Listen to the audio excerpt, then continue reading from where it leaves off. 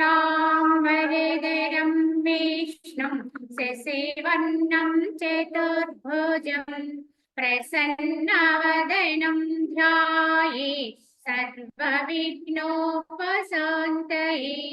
अखण्डमण्डलाकारं व्याप्तं येन चराचरं तत्पदं दर्शितं येन तस्मै श्री गुरवे नमः।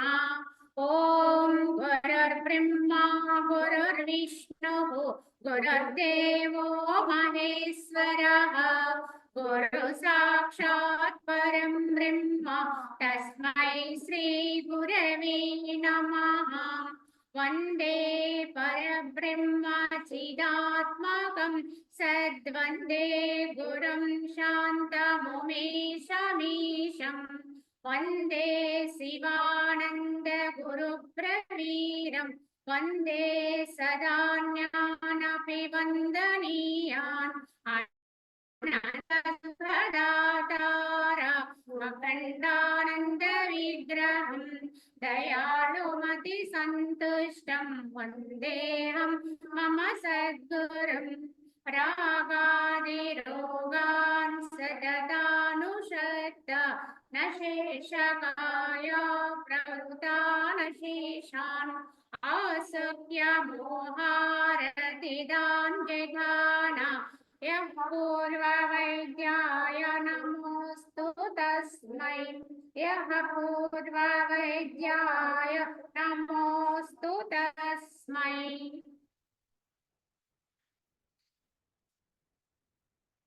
ఓం శ్రీరామచంద్ర పరబ్రహ్మణే నమః.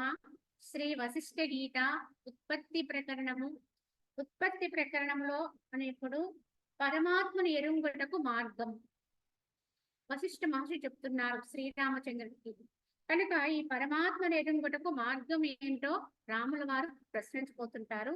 ఓ మునీంద్ర, అట్టి సద్రూపమైనటువంటి పరమాత్మను ఎరుగుట ఎట్లు, మరియు ప్రత్యక్షముగా ఉన్న ఈ విశాలమైన జగత్ అనే పేరు గల దృశ్యం యొక్క లేమి ఎట్లు సంభవిస్తుంది? ఎందువలన అంటే నిన్న చెప్పినట్లుగా దృశ్యలేమిత్వం అనేది సిద్ధిస్తేనే ఆత్మప్రాప్తి అనేది సిద్ధిస్తుంది అని చెప్పడం జరిగింది. కావున ఓ మునీంద్ర, అట్టి సద్రూపమైన పరమాత్మను మరి ఎలా తెలుసుకోవాలి? మరియు ఎదురుగా ప్రత్యక్షంగా ఉన్నటువంటి విశాలమైన జగత్ అనే పేరు కలిగినటువంటి ఈ దృశ్యాన్ని లేనట్లుగా ఎలా తెలుసుకోవాలి? ఈ రెండింటికి కూడా అర్థం చెప్పమని చెప్పి శ్రీరాముడు వశిష్ఠుల వారిని ప్రశ్నించాడు. అప్పుడు వశిష్ఠుల వారు ఎలా చెప్తారు? శ్రీ వశిష్ఠ ఉవాచ, ఓ రామచంద్ర, ఆకాశమునందరి నీలత్వం వలె ప్రాంతి రూపముగా ఉదయించినటువంటి ఈ దృశ్య జగత్తు యొక్క అత్యంత అభావమును కూర్చిన జ్ఞానం బాగుగా రూఢి పడినచో మాత్రమే ఆ బ్రహ్మము యొక్క రూపము ఎరగబడును. ఎప్పుడు అంటే ఆకాశమునందరి నీలత్వము అన్నారు. ఈ ఆకాశమునందరి నీలత్వము అనేది భ్రమ మాత్రమే. యథార్థానికి ఆకాశము, ఎందుకంటే నీలి రంగు అంటే ఆకాశ రంగు అని చెప్తాం, కానీ ఆకాశానికి యథార్థానికి రంగు లేదని. కనుక ఎంత దూరం వెళ్ళినప్పటికీ కూడా ఆకాశము ఇంకా దూరం అవుతూనే ఉంటుంది. కావున ఆ రంగు అనేది అక్కడ ఉన్నట్లుగా భ్రమిస్తామే తప్ప యథార్థం కానే కాదు. శూన్యమే అలా నీలి వర్ణంలో కనిపిస్తున్నట్టుగా భ్రమింపచేస్తూ ఉంటుంది. ఈ విధంగా ఎలా అయితే ఆకాశానికి నీలత్వం అనేది భ్రమింపచేస్తుందో అదే విధముగా ఉన్నటువంటి దృశ్య జగత్ అంతా కూడా భ్రమ మాత్రమే. కానీ ఈ విషయం ఎవరికైతే బాగుగా రూఢి పడుతుందో, ఈ దృశ్య జగత్తు అనేది అది ఒక భ్రమ లేదు అనేది ఎవరైతే స్వయంలో తమ నిర్ణయానికి వచ్చి బాగా నిర్ణయాన్ని రూఢిపరుచుకుంటారో అప్పుడే బ్రహ్మము యొక్క రూపం ఎరగబడుతుంది. దృశ్యలేమిత్వం అనేది సిద్ధిస్తేనే బ్రహ్మత్వం యొక్క స్థితి మనకి అనుభవం అవుతుంది. కానీ అన్యమగు ఏ కర్మ చేతను కూడా ఈ బ్రహ్మత్వ స్థితి అనేది సిద్ధించదు అన్నారు. దీనికి లేనిదాన్ని లేనట్టుగా చూడగలిగితేనే, ఉండగలిగితేనే ఉన్నది ఉన్నట్టుగా అనుభవానికి వస్తుంది. దృశ్యం యొక్క అత్యంత భావము తప్ప మనుజునికి వేరు శుభగతి లేదు. కనుక మనుజుని యొక్క శుభగతి ఎప్పుడు వస్తుంది అంటే ఈ దృశ్యం యొక్క అత్యంతాభావం అంటే లేదు, ఇది యథార్థము కాదు అనేటువంటి భావాన్ని ఎప్పుడైతే మనుషుడు బాగా రూఢిపరుచుకుంటాడో అప్పుడే ఆత్మస్థితి. కావున ఇదే సుఖగతి అని చెప్పారు.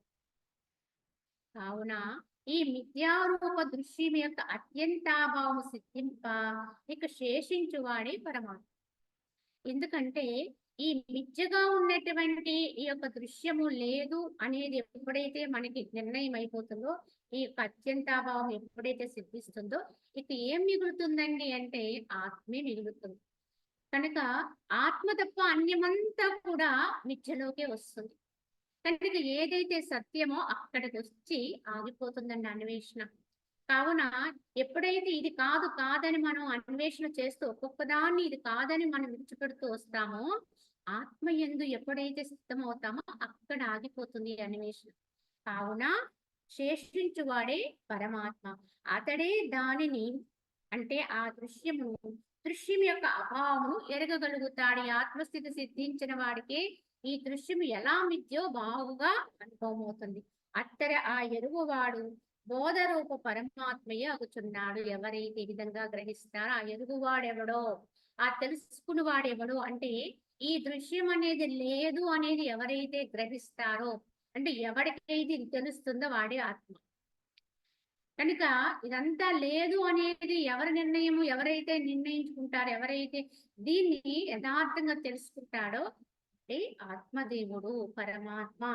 ఈ జగత్తను పేరు గల దృశ్యం యొక్క మిథ్యాత్వ నిశ్చయము లేక పరమాత్మ తత్వమును ఎవ్వరూ ఎప్పుడూ ఎరుగజాలరు. కావున ఏ విధంగా చూసుకున్నప్పటికీ కూడా ఈ రెండు ఒకదాని మీద ఒకటి ఆధారపడి ఉంటాయి.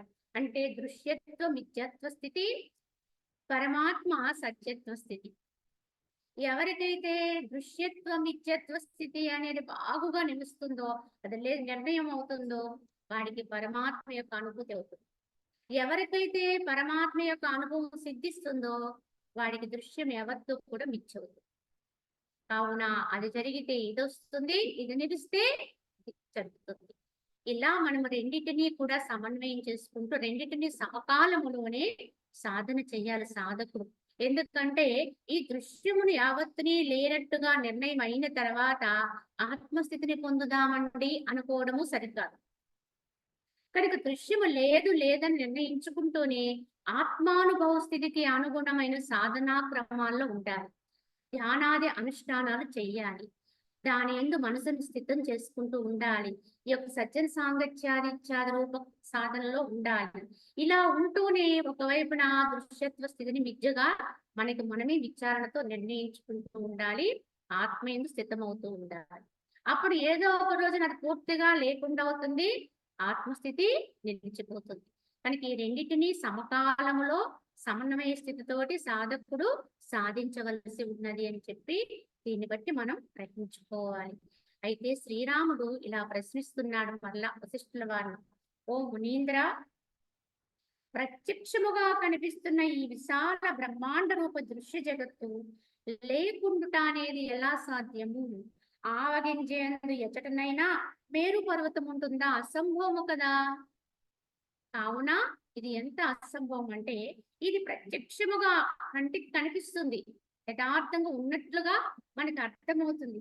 దాన్ని బ్రహ్మాండాన్ని లేని ఈ దృశ్యం ఎవరితో ప్రత్యక్షం కనిపిస్తుంటే దాని లేదు లేదని చెబుతున్నారు. కానీ ఇది లేకుండా ఎట్లుంటుంది? ఆవగింజ యందు ఎచ్చటైనా మేరు పర్వతం ఉంటుందా?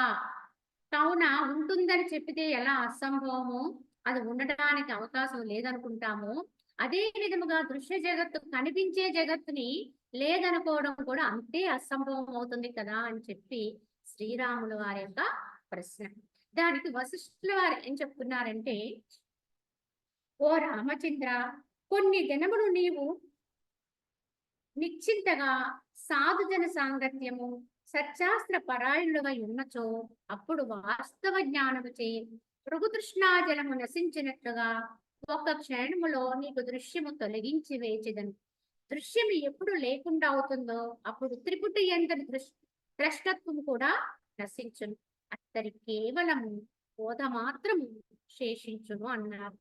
కావున ఇక్కడ ఏమిటి అంటే నిశ్చింతగా నువ్వు మొట్టమొదట ఏమైతే చెయ్యమని చెప్పామో దాన్ని అభ్యాసించి ఏం చెప్పారు? సాధుజన సాంగత్యం చేయి, సత్శాస్త్ర పఠనం చేయి అని చెప్తున్నారు.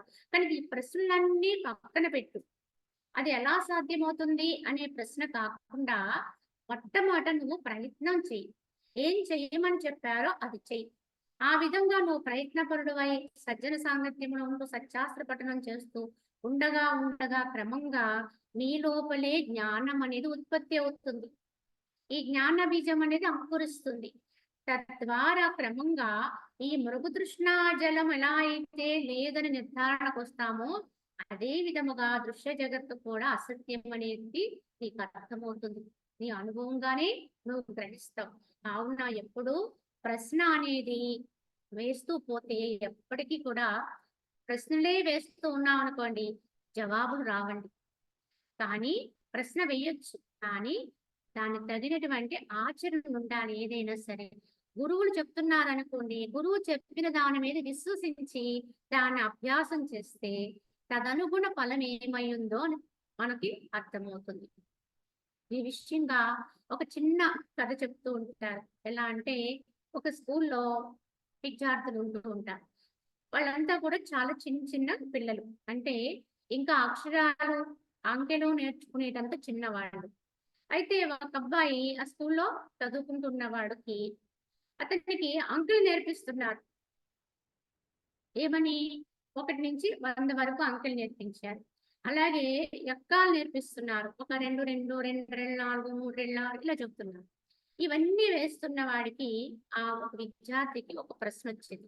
ఏమిటి అంటే, నాకు చెప్పేటువంటి మాస్టారు నాకంటే చాలా గొప్పవాడై ఉంటారు కదా ఆయన. నాకింకా ఈ రెండో ఎక్కం, మూడో ఎక్కమే రాదు.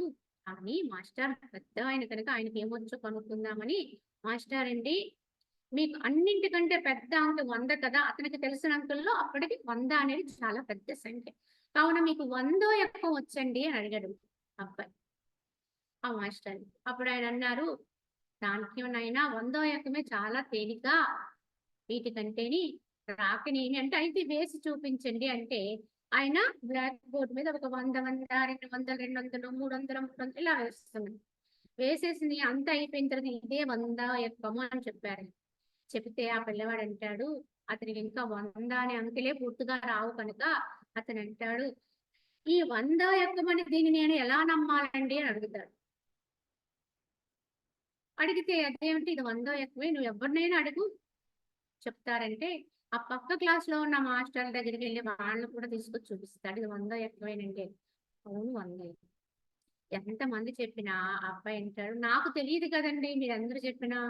కనుక నాకు 100 ఎక్కమని ఎప్పుడు తెలుస్తుంది? నేనెలా నమ్మాలి?" అప్పుడు ఆ గురువుగారు చెప్తారు, "నాయనా ఇది 100 ఎక్కమో కాదో తర్వాతి విషయం. కానీ ఇప్పుడు నువ్వు ఎప్పుడు ఎక్కడున్నావు? అంకెలు నేర్చుకుంటున్నావు, ఎక్కాలు నేర్చుకుంటున్నావు.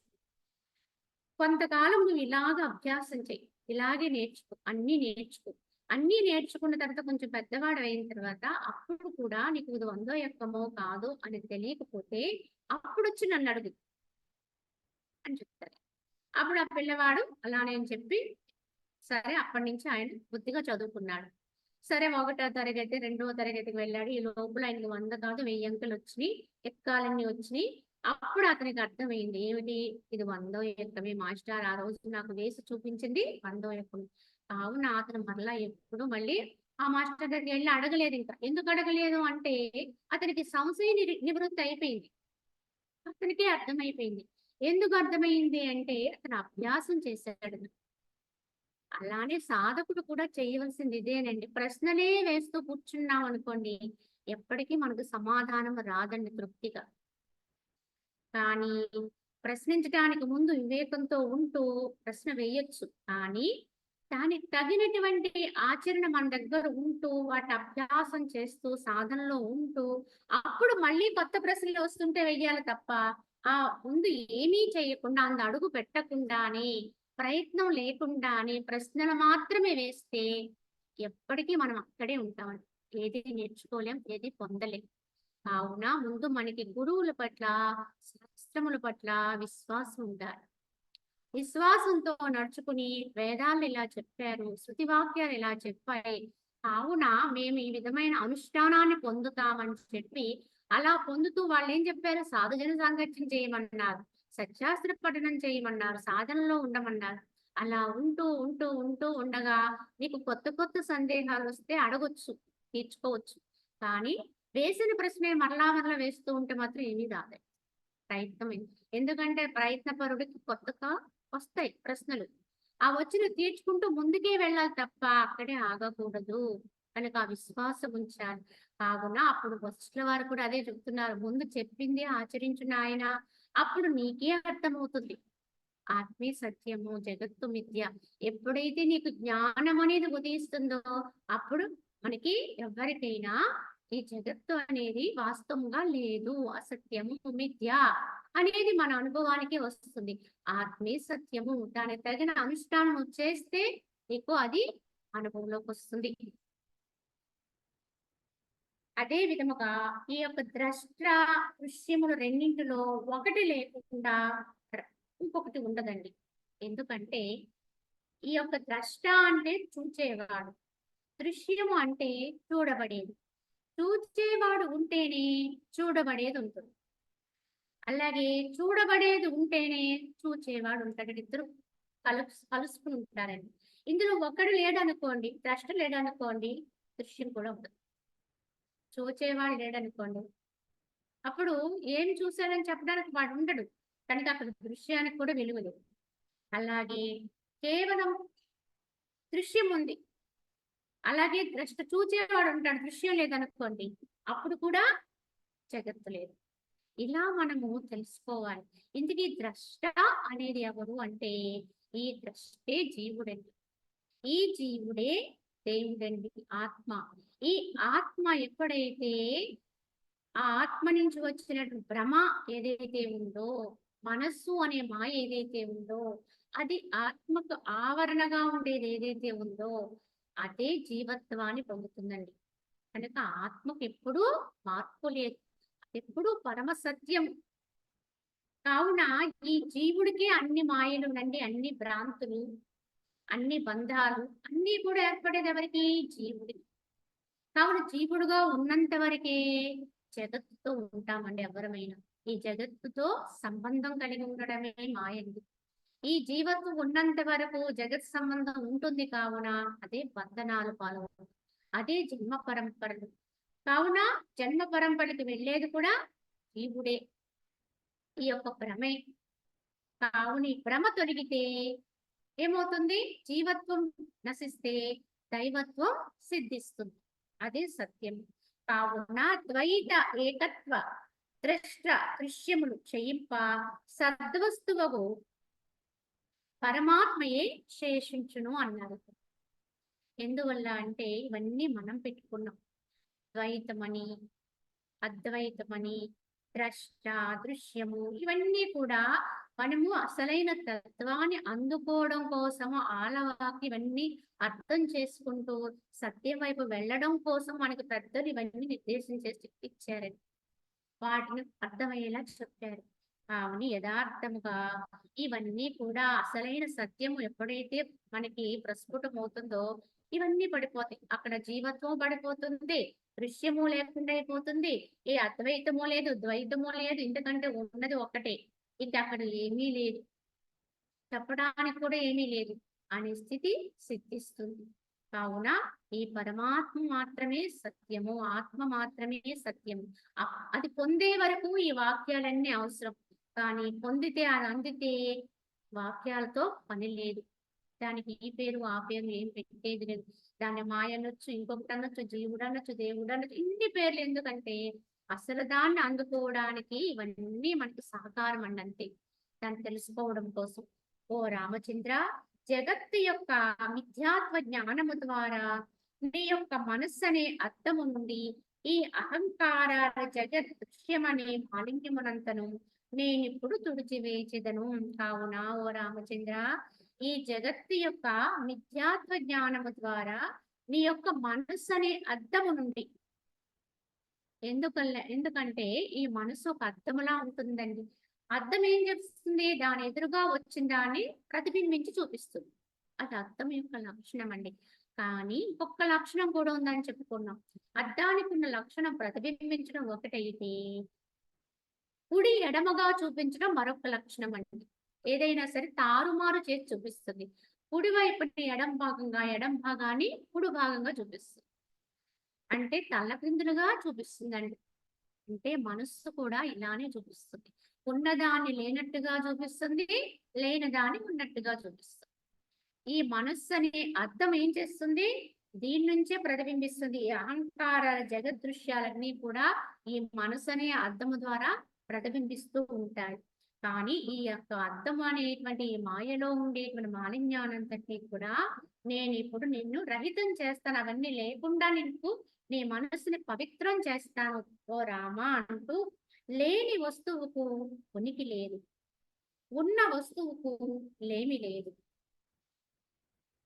ఏది స్వభావముగానే లేకుండా ఉన్నదో దాని మార్జనమున తుడిచివేయుటలో ఒకంత క్లేశమేమి కలదు అని అడిగారు ఇక్కడ. ఎందుకంటే ఇక్కడ ఒక పరమ సత్యాన్ని చెప్తున్నారు. ఏమిటి అంటే లేని వస్తువుకు ఉనికి లేదు ఎప్పటికీ. అసలు అది లేదండి, దానికి ఎప్పటికీ ఉనికి లేదు. ఉన్న వస్తువుకు సత్యము అదే సత్యము, దానికి లేమి లేదు. ఇది ఒక సూత్రం. ఇది ఎవ్వరూ మార్పు చెయ్యలేని సూత్రం. ఇది అనాదిగా ఉన్నటువంటి సత్యత్వం ఇది. కానీ ఇక్కడ వశిష్ఠుల వారు ఒక ప్రశ్న వేశారు. ఏమనంటే లేని దాన్ని లేనట్టుగా చేయటానికి ఇంత క్లేశమేమి అని అడుగుతున్నారు. దాన్ని లేకుండా చేయటం కోసం లేని దాన్ని లేనట్టుగా చూడటానికి, దాని మార్జమునకు విడిచిపెట్టడానికి ఇంత క్లేశమేమి అని అడుగుతున్నారు. ఎందుకు అంటే ఇక్కడ ఒక పెద్ద బండరాయి ఉందండి. దాన్ని ఎత్తి నువ్వు చేతులతో తీసి నువ్వు దూరంగా తీసుకెళ్ళి ఎక్కడో అవతల పడేసిరా అంటే అసలు అంత పెద్ద బండరాయిని ఒక మానవుడు తన చేతుల మీదుగా ఎత్తలేడు. దాన్ని దూరంగా తీసుకుని వెళ్ళలేడు. ఎక్కడో దాన్ని పడవేసి రావడం కూడా చాలా కష్టం. కనుక దీనికి కష్టం అండి అనటంలో అర్థం ఉందండి. కానీ ఇక్కడ ఏం చెప్తారంటే అసలు అక్కడ ఏ బండరాయి లేదు, కానీ ఉన్నట్టుగా ఊహించు అంటే ఉంది అనుకుంటున్నాడు అంతే. ఆ ఉన్నదాన్ని లేకుండా చెయ్యన్నారు. అంటే అసలు అక్కడ ఏమీ లేదు, కానీ ఉన్నట్టుగా ఊహించి దాన్ని తీసి పడే అన్నారు. తీసి పడేయంటే అప్పుడు మనం ఏం చేయాలి? తెలివైన వాళ్ళమైతే కనుక అది ఎలాగూ లేని బండరాయి ఉన్నట్టుగా ఊహించమన్నారు కనుక ఊహించాం. మరి తీసి పాడవేయడంలో కూడా ఏం ప్రయోగిస్తాం? మళ్ళీ ఊహే. కనుక ఆ లేని బండరాయిని నేను ఎత్తి పడేస్తున్నా అన్నట్టుగా ఆ ఖాళీ చేతిని ఒకసారి ఇలా అనుకుని అలా పట్టుకెళ్ళి అలా పడేసి అయిపోయింది అని. ఇది ఎంత తేలికండి? ఎందుకంటే అసలు అక్కడ బండరాయి లేదండి. దాన్ని ఎత్తేటంత బలాన్ని ప్రయోగించవలసిన అవసరం కూడా లేదు. చాలా సునాయాసంగా అది ఎలాగూ లేదు కదా అక్కడ. లేదు కదా, ఉన్నట్టుగా ఊహించి పడేయమంటున్నారు కదా. కనుక ఉన్నట్టుగా ఊహించి వచ్చినప్పుడు దాన్ని చాలా సునాయాసంగా చేతులతో బలంగా ఎత్తినట్టుగా నటన చేసి అవతల వేసేస్తాం. ఇందులో ఏమంత క్లేశం లేదు. అదే వశిష్ఠుల గారు అడుగుతున్నారు. ఉన్నదాన్ని లేకుండా చెయ్యంటే భయపడాలి, బాధపడాలి, కష్టపడాలి. కానీ లేని దాన్ని లేకుండా చూడు అంటే ఇంత కష్టం ఏముంది, ఇంత క్లేశం ఏముంది అని అడుగుతున్నాడు. అందుకని ఈ జగత్తు అంతట కూడా లేని జగత్తు ఇది. కానీ లేని జగత్తుని ఉన్నట్టుగా ఊహిస్తున్నాం. ఉన్నట్టుగా ఊహించిన దాన్ని లేనట్టుగా చెయ్యమంటే అప్పుడు లేనట్టుగా మరలా ఊహించగలిగితే ఉన్నట్టుగా భావించేప్పుడు ఆ ఉన్నట్టుగా భావించావు కనుక అది ఉందనుకుంటున్నావు. ఆ ఉన్నటువంటి జగత్తుని ఇప్పుడు లేనట్టుగా భావించు. దాని ద్వారా ఈ మాయ నుంచి నువ్వు విముక్తిని పొందగలుగుతావు ఈ జగత్తు నుంచి. ఎందుకంటే ఇది కూడా ఊహే కనుక, ఇది కూడా భావనే కనుక, లేని దాన్ని ఉన్నట్టుగా ఎలాగూ తలంచావు కనుక ఈ తలంపుతోటి నువ్వు ఇప్పుడు ఏంటి లేని దాన్ని లేనట్టుగా మళ్ళీ అదే చెయ్యి. ఇప్పుడు వరకు ఏం చేసావు అదే చెయ్యి. కనుక ఏ తలంపుతో దాని ఉంది అని నువ్వు నమ్ముతున్నావో అదే తలంపుతో దాన్ని లేనట్టుగా తీసే. అంటే అది ఉంటుంది. అది ఉంటుందంటే కనబడుతున్నట్టుగా అనిపిస్తుంది. కానీ నీ దృష్టికి అది ఉండకూడదు. జ్ఞాని దృష్టికి అది లేనట్టుగా తీసేస్తా. ఇది నేర్చుకోగలిగితే ఈ జగత్తుని నిత్యాగా చూడడం అనేది చాలా తేలిక. ఎందుకంటే జగత్తు లేనట్టుగా చూడండి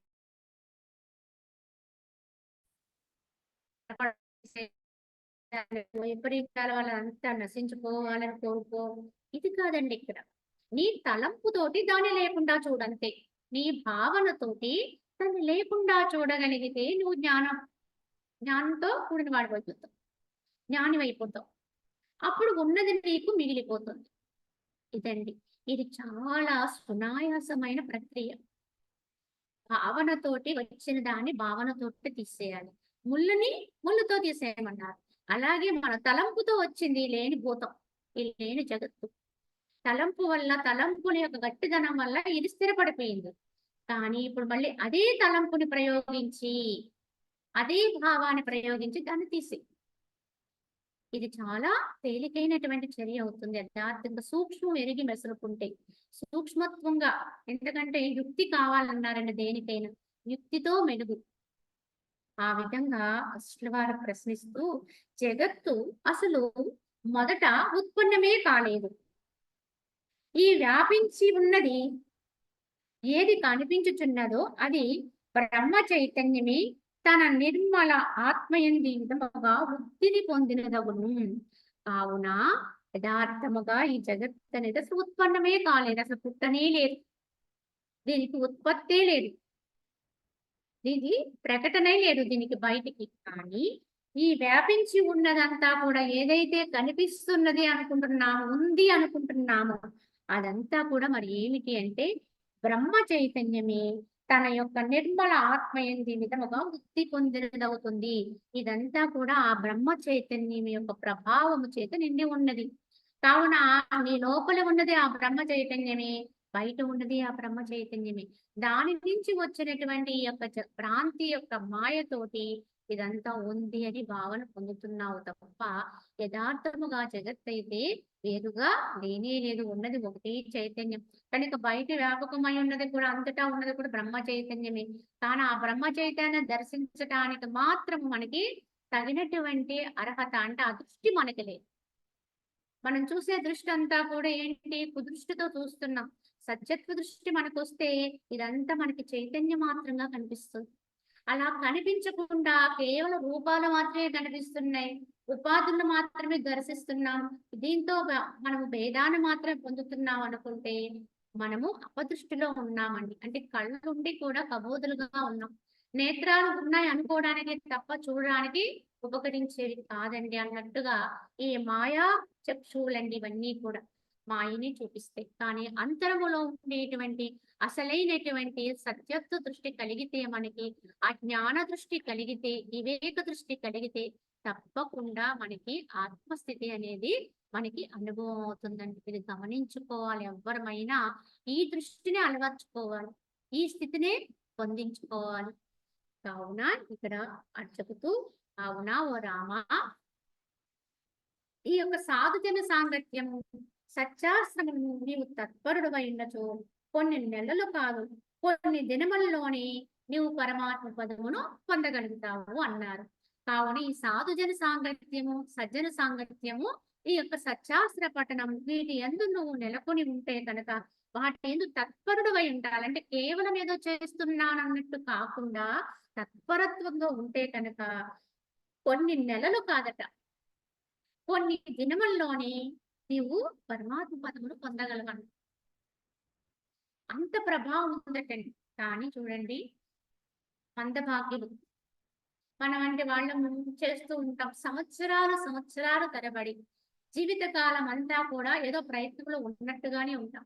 కానీ సాధ్యమైనది కూడా కనిపించకుండా ఉంది అంటే ఎక్కడో ప్రయత్నలోపం అండి. అంటే చేస్తున్నాం కానీ దాని తత్పరత లేదండి. ఇక్కడ ఒక పదాన్ని ఉపయోగించారు వశిష్ఠుల వారు. నువ్వు చేస్తున్న ఆ సాధుజన సాంగత్యము, సత్యాస్త్ర పఠనములో నువ్వు అవలంబించవలసినటువంటిది ఏమిటంటే తత్పరత. పూర్తిగా నిన్ను నువ్వు అర్పించుకున్నటువంటి స్థితిలో దానికి ఎల్లప్పుడూ నువ్వు అర్పణమై ఉండాలి. అంటే దానికి మనసా వాచ కర్మణా కూడా దానికి వంగి అక్కడ ఏం చెబుతున్నారు, ఎలా తెలుసుకుంటున్నాం, దానికి అనుగుణ వర్తనం కలిగి ఉండాలి. అప్పుడు దాని ప్రభావం మన మీద పడుతుంది అని చెప్పారు. అయితే శ్రీరాముడు మరలా ఇలా ప్రశ్నిస్తారు. ఏమంటున్నారంటే, శాస్త్రవేత్తల్లో ఉత్తముడైనటువంటి ఓ మహాత్మా, ఆత్మజ్ఞానమును బోధించు శాస్త్రములన్నింటిలో ముఖ్యమైనది ఏది? దేనిని పఠించినచో జీవుడు శోకమును పొందకుండును. ఇక్కడ వశిష్ఠుల వారిని ఆయన ఒక శాస్త్రవేత్తగా నిర్ణయించారు.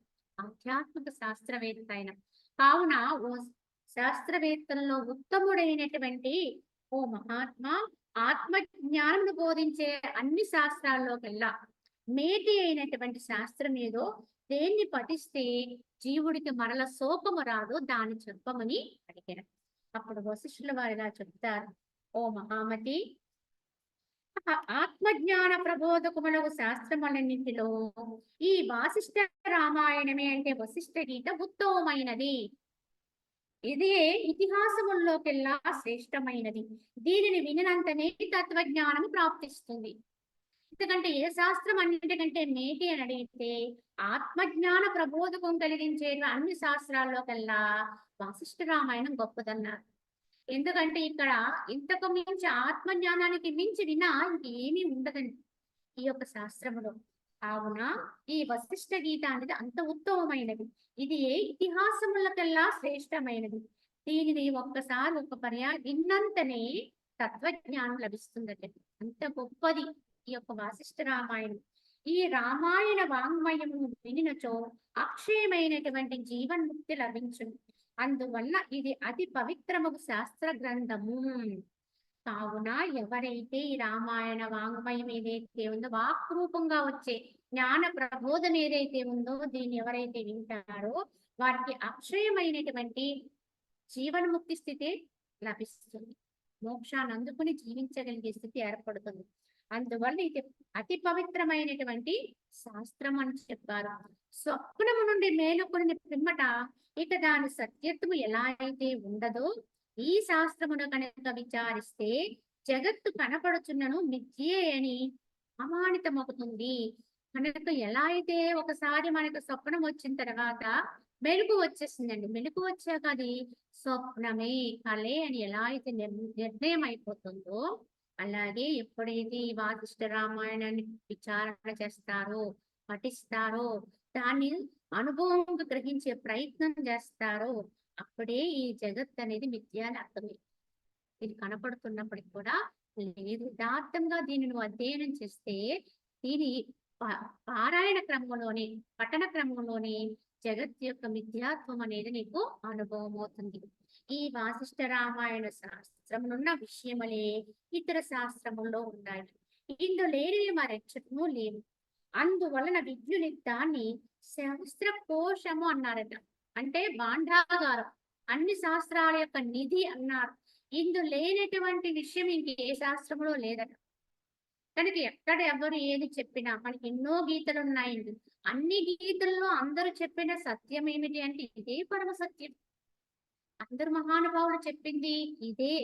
కనుక ఈ యొక్క జగత్తు యొక్క మిథ్యాత్వము, ఆత్మ యొక్క శ్రేష్టత్వము, నిత్యత్వ స్థితి ఇదే మనకు మహనీయులు బోధ చేశారు.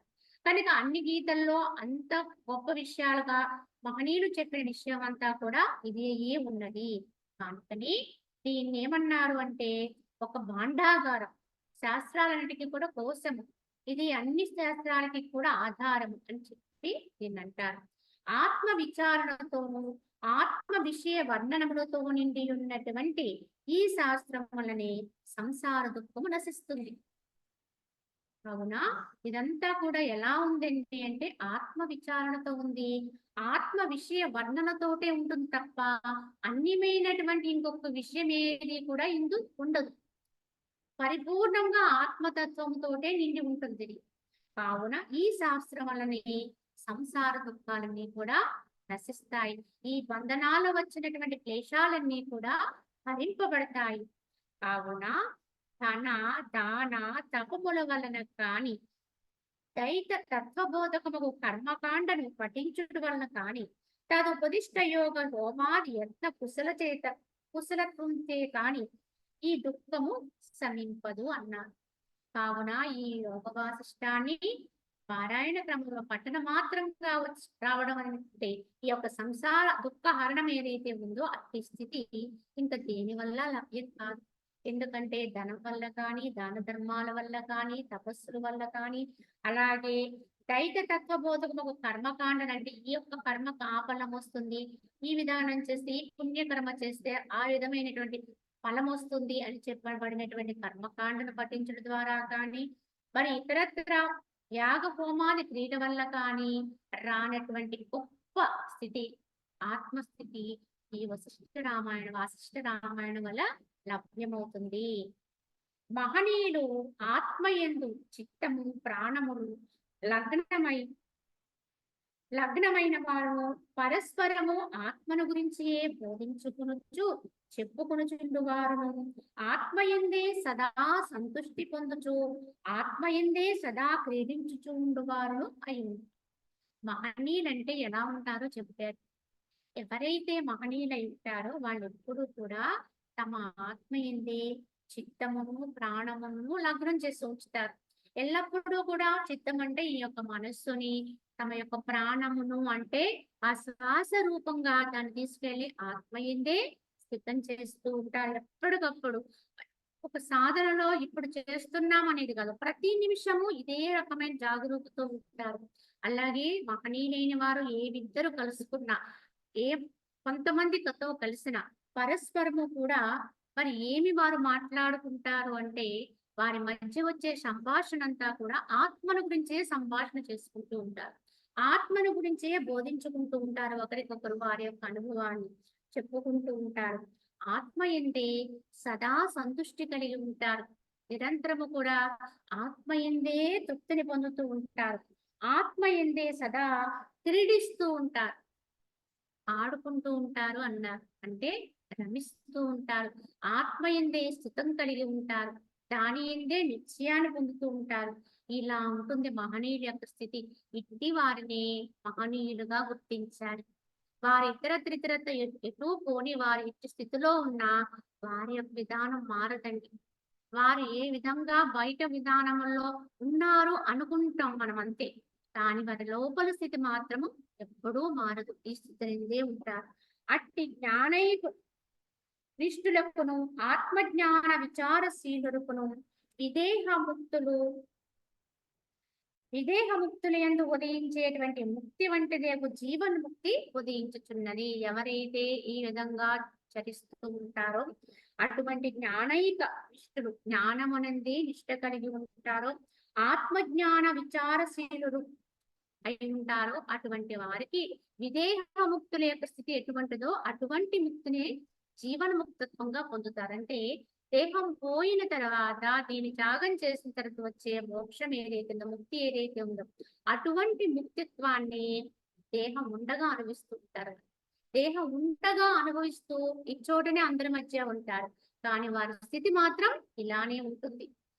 ఓ రామచంద్ర, క్రియలను రూపములను రసమును గంధమును శబ్దమును స్పర్శమును అంతఃకరణమును ఏది చిద్రూపమైనవి తెలుసుకుంటున్నావో, ఏ చిద్రూపం వలన నీవు వారిని ఎరుపగలుగుచున్నావో ఆ చిద్రూపమే ఆ పరమాత్మ దేవుడు. కావున ఓ రామ, అన్నింటినీ తెలుసుకోవడానికి ఏదైతే ఆధారమై ఉన్నదో ఈ అన్నింటినీ కూడా ఎవరైతే ఎరుగుచున్నారో అంటే క్రియలని రూపమును ఈ యొక్క రసమును అంటే మన యొక్క ఇంద్రియాలుగా గ్రహిస్తున్నటువంటి అన్ని రకాలైనటువంటి జ్ఞానాన్ని కూడా దేని ఆధారముగా గ్రహించగలుగుతున్నాం. ఎందుకంటే మనకి ఇంద్రియాలు ఉన్నాయి కనుక, ఈ కళ్ళు ఉన్నాయి కనుక దర్శిస్తుంది, చెవులు ఉన్నాయి కనుక శ్రవణం చేస్తుంది, నోరున్నది కనుక మాట్లాడుతుంది, నాలుగున్నది కనుక దానికి రుచి తెలుస్తుంది. ఇలా మనం అనుకుంటాం. కానీ ఇవన్నీ దేని వల్ల తెలుస్తున్నాయి, ఎవరి వల్ల తెలుస్తున్నాయి? ఎందుకంటే ఇవన్నీ చనిపోయినటువంటి, అప్పుడే మరణించాడు అనుకునేటువంటి ఒక శవమునకు కూడా ఇంద్రియాలన్నీ ఉంటాయండి. కళ్ళు, ముక్కు, చెవులు, నోరు, అవయవ సౌష్టము ఉంటుందండి. కానీ వారు చనిపోయారని చెప్తారు. వారు పోయారండి అంటారు, దుఃఖిస్తూ ఉంటారు. మరి ఇప్పటి వరకు అతన్ని ఆ యొక్క రూపంతో ఉన్నవాడినే ఒక పేరు పెట్టి పిలిచారు. ఇంతకీ వారు పేరు పెట్టి పిలిచినటువంటి దేహము, ఏ దేహాన్ని అయితే పిలిచారో ఆ దేహం కూడా అక్కడే పడిపోయింది. అయినా సరే దుఃఖిస్తూ ఉంటారు, ఎందుకంటే పోయారు అంటారు. ఏం పోయారండి అంటే చూడండి, ఇన్ని ఉన్నా అవి పని చేయవండి. అప్పుడు ఇన్ని ఉన్నా వాటికి ఏ తెలివి లేదండి. ఇంద్రియాలన్నీ ఉన్నాయి కానీ వాటికి ఏ ఒక్క తెలివి లేదు. అంటే ఆ తెలివికి ఆధారమైన శక్తి ఏదో ఆ దేహంలో మృగ్యం అంటే లేకుండా అయిపోయింది. దాని నుంచి ఇది రాలిపోయింది. అది పోయిందనటానికి కూడా సరికాదండి ఇక్కడ. దాన్ని ఆధారం చేసుకొని ఇంతకాలం ఉన్న ఈ దేహమే దాని పటుత్వంలోంచి జారిపోయింది. విడిపడిపోయింది. ఆకులా రాలిపోయింది. కనుక ఇప్పుడు దీనికి ఈ తెలివిలేమీ లేవు కనుక దీన్ని ఇది పనికిరాదు అని నిర్ణయించేస్తాం. కనుకనే ఆ తెలివి ఉంటేనే మన లోపల అన్నింటికి ఇంత విలువ వచ్చింది. ఇంతవరకు దీనికి ఉన్న విలువలన్నీ కూడా దేని వల్ల వచ్చినాయో, ఎవరి వల్ల చేకూరినాయో, ఏ శక్తి వల్ల చేకూరుతున్నాయో ఆ శక్తి ఆత్మదేవుడండి. ఈ అన్ని ఎరుకలు ఎవరి వల్ల అయితే అవుతుందో ఆ యొక్క తత్వం ఏదైతే ఉందో అదే భగవంతుడు. అది గ్రహించుకోవాలి.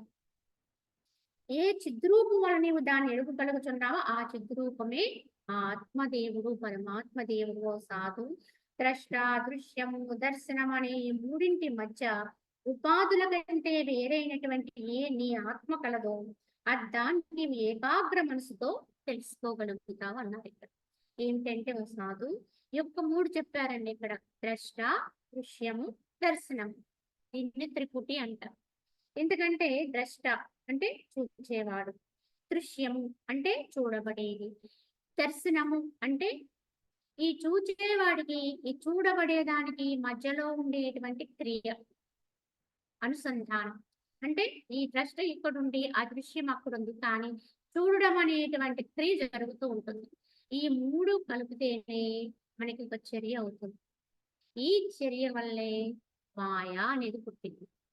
ద్రష్ట ఉండి, దృశ్యం ఉండి, ఈ రెండింటి మధ్య దర్శనం అనేటువంటి చర్య పుట్టే అదే మాయండి. ఈ మూడే కూడా మనము దీని త్రిపుటి. అయితే ఈ మూడింటి మధ్య ఉపాధుల కంటే వేరైనది ఏ నీ ఆత్మ కలదో దాన్ని నీవు ఏకాగ్ర మనసుతో తెలుసుకోగలవు అన్నారు. దీన్ని ఏకాగ్రమైన మనసుతో ఛేదించాలండి. ఈ త్రిపుటి అనేది గా ఉంటుందండి. కానీ ఒకే ఒక ఏకాగ్రమైనటువంటి మనసుతోటి వాటిని ఛేదించగలిగి ఉండాలి. ఈ ద్రష్టని, దృశ్యాన్ని, దర్శనాన్ని కూడా. దీని నిమిత్తము మనకి పురాణాల్లో కూడా ఒక కథ చెప్తూ ఉంటారు. ఏమిటంటే త్రిపురాసురులు అనేటువంటి ముగ్గురు రాక్షసులు ఉండేవారండి అని చెప్తారు. ఈ ముగ్గురు రాక్షసులు కూడా అసురులుగా ఉంటూ ఎన్నో తపస్సులు చేసి వరాలు పొందుతారండి.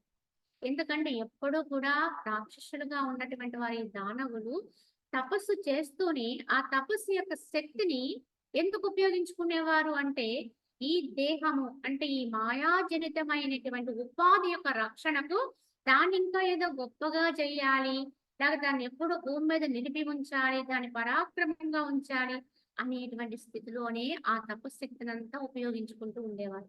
అలా ఉపయోగించుకున్న వారు ఎవరైనా దానవులేనండి. అలనాడు ఉండేటువంటి దానవులందరూ ఏమైపోయారండి అంటే ఇప్పుడు ఉన్నారండి, ఇక్కడ ఉన్నారు. ఆ దానవులే అంటే రూపాలు. ఎందుకంటే ఒక దానవుడు అనగానే మన దృష్టిలో ఒక కోరలు కొమ్ములతో ఉంటారు, చాలా వికృతంగా ఉంటారని చెప్పుకోవచ్చు అనే ఒక భావన వస్తుందండి. కానీ మరి అలనాడు దానవులుగా ఉన్నటువంటి వారి యొక్క జీవులన్నీ మళ్ళీ భూమి మీదకి జన్మకు వచ్చే ఉంటాయి. మరి ఎక్కడున్నాయండి అంటే మన మధ్యే ఉంటాం. రూపాలనేవి మానవాకృతిలో ఉండొచ్చు, వాళ్ళకి కారులు కొమ్ములు లేకపోవచ్చు, కానీ చేష్టలు అంతకంటే వికృతంగా ఉంటాయండి. ఆ దానవులు చేష్టల కంటే వికృతంగా ఉంటాయి. కనుక వారు తాము చేస్తున్నటువంటి ఏ ఒక్క పుణ్యకార్యం చేసినా ఫలాన్ని మాత్రము ఈ ఉపాధి నిమిత్తమే కోరుకుంటూ ఉంటారు.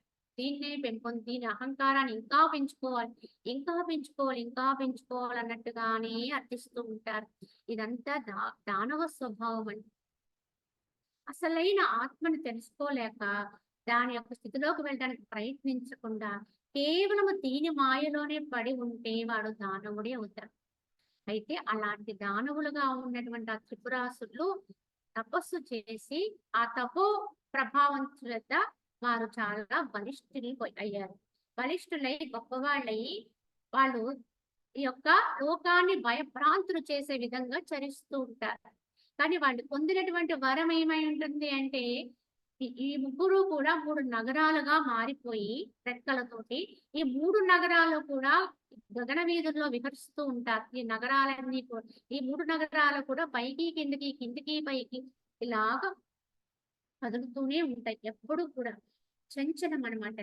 అలా చంచలత్వంతోటి ఉన్నటువంటి ఈ 3 కూడా మరి ఎప్పటికీ నాశనం లేనటువంటి వరాన్ని పొందుదామని ప్రయత్నిస్తే అది సాధ్యం కాదు అంటే అప్పుడు అంటారు వాళ్ళు ఎప్పటికీ సాధ్యం కానటువంటి సంభవం కానటువంటి విధంగా వాళ్ళు మరణాన్ని కోరుతారు. ఎలా అంటే నిరంతరము ఈ యొక్క నిషీధులో తిరుగుతూ ఉండేటువంటి ఈ నగరాలు ఈ 3 ఎప్పుడో ఒకప్పుడు ఒకే సరళరేఖ మీదకి వచ్చి ఒకే బాణంతో 3 నగరాల్ని కొట్టగలిగితే అప్పుడు నాశనత్వం వస్తుంది. అప్పటి వరకు కూడా మాకు నాశనము లేదు అని వరాలు పొందుతారు. ఈ వర ప్రభావం చేత వాళ్ళు గరిష్ఠులైపోతారు. ఎందుకంటే అలా ఎవరు కొట్టలేరు. ఇది చాలా కష్టం, అసంభవం. ఎప్పటికీ మేము గాలిలో కదిలిపోతూ ఉన్న ఈ 3 ఎప్పుడు ఒక బాణంతో కొట్టడం అనేది అసంభవము అని కనుకని వాళ్ళు విర్రవీగిపోతూ ఉంటారు. లోకాల్ని భయభ్రాంతులకు గురి చేస్తూ ఉంటారు. రకరకాల విధానాల్లో పీడిస్తూ ఉంటారు. వాళ్ళ అహంకారంతో మెలుగుతూ ఉంటారు. అప్పుడు దేవతలందరూ కూడా అలాగే భూమి మీద ఉన్న మానవులు అల్లాడిపోతారు. వారి వల్ల, వారి చర్యల వల్ల ఆ యొక్క దేవాది లోకాల్లోని ఆ యొక్క దేవతలందరూ కూడా భయపడి భయభ్రాంతులయ్యి అందరూ ఏకంగా ఒకటయ్యి పరమాత్మ భగవంతుని వేడుకుంటారు. ఆ వేడుకున్నటువంటి ఫలితంగా అప్పుడు శివపరమాత్మ భగవంతుడు ఆ యొక్క రుద్ర స్వరూపంగా వచ్చి ఆ యొక్క 3 నగరాల్ని కూడా ఏక బాణంతోటి ఒకే ఒక్క బాణంతోటి ఒకేసారి వాటిని ధ్వంసం చేస్తాడండి. అప్పుడు ఆ యొక్క దానవుడు పీడ ఈ యొక్క జగత్తుకి వదిలిపోతుంది. కానీ మరి అలా కొట్టాలంటే ఎంత నిష్ట కావాలండి. శివుడు తన యొక్క ఒకే ఒక్క బాణంతో కొట్టడానికి ఆయన ఎంత ప్రయత్నించుంటాడండి. ఎంత నిష్ఠగా ఉండుంటాడు, ఎంత సూక్ష్మ దృష్టితో ఉంటాడు. అంటే అదే విధంగా మన లోపల కూడా సాధకుడికి కూడా ఈ విషయం అర్థమవుతుంది. ఈ ద్రష్ట, దృశ్యము, దర్శనము ఈ 3 కూడా మనకి ఈ మాయా ప్రభావానికి లోన్ చేసేస్తూ ఉంటాయి. కావున ఈ మనలో ఉండేటువంటి దీన్ని దృష్టినేమో అంతర్ముఖం చేసి నిశ్చలత్వంలో నింపుకుంటూ ఉండాలి. అలాగే దృశ్యము అనేది సత్యం కాదు అనేటువంటి జ్ఞాన ప్రభావంతో మన యొక్క మనసుని వివేకయుక్తం చేయాలి. కనుక దృష్టిని అంతర్ముఖం చేసి ఈ యొక్క బహిర్ముఖంగా ఉన్న దృష్టిని అంతర్ముఖం వైపు ఆజ్ఞాచక్రం వైపు నడిపించుకోగలుగుతూ ఉండాలి. అలాగే మనసుని వివేకయుక్తం చేసి జ్ఞాన ప్రబోధం చేసి ఇటువంటి సాధుజన సాంగత్యంలో ఉండేటువంటి విచారణా బలంతో దాన్ని వివేకయుక్తం చేసి దాన్ని కూడా అంతర్ముఖం చేసుకోగలిగి ఉండాలి. అదే విధంగా ఈ 2 కూడా ఎప్పుడైతే వివేకయుక్తంగా అంటే దృష్టి, దర్శనము అంటే ఈ దృశ్యము ఈ 2 కూడా అదుపులోకి వస్తే అప్పుడు దర్శనం అనేది ఏది ఉంటదండి. ఎందుకంటే ద్రష్ట ఉంటాడు, దృశ్యం ఉంటుంది. ఈ 2 ఉంటే మధ్యలో దర్శనం అనేది క్రియ జరుగుతుంది. ఇది అంతా మాయ అయిపోతుంది. కానీ దృష్టి అంతర్ముఖమై అలాగే దృశ్యము అంతర్ముఖమై దృశ్యపూర్వకమైనటువంటి మనసు అంతర్ముఖమైంది అనుకోండి, అప్పుడు దర్శించడానికి కూడా ఏముండదు. అప్పుడే ఈ 3 ఏకత్రాటిగా అంటే ఒకే లైన్ లోకి వస్తాయండి. ఈ 3 నగరాల్లో కూడా ఒక అనుసంధానమై 3 అలా తిరుగుతూ ఎప్పుడో ఒకప్పుడు ఒకే చోటకు రావాలండి. వచ్చినప్పుడే కొట్టాలి. అలా కొట్టాలంటే ఈ 3 ఎప్పుడైతే అక్కడ నిలబడిపోతాయో ఏకస్థానంలో నిలిచిపోతాయో అప్పుడు ఎవరైతే ఆత్మానుసంధానం అనేటువంటి బాణాన్ని సంధిస్తారో అప్పుడు తప్పకుండా ఈ 3 కూడా ఎప్పుడైతే అంటే ఈ 3 ఆ 3 లోపల నుంచి ఆ యొక్క ఆత్మ యొక్క స్థితి ఏదైతే ఉందో అక్కడికి తన్నుకుని వెళ్తుందండి ఆ బాణం. అంటే ఆ లక్ష్య సిద్ధి అవుతుంది, లక్ష్యంలోకి వెళ్తుంది. కానీ ఈ 3 ఏకత్రాటి మీదకి వస్తేనే నిశ్చలమైతేనే అప్పుడు కొట్టగలుగుతాడండి సాధకుడు. ఈ యొక్క నైపుణ్యాన్ని మనము అంతర్గతంగా పొందాలి. ఎవరికి వాళ్ళమే పొందాలి. మన యొక్క వశములోకి ఈ 3 రాకపోతే అవి దానవులండి.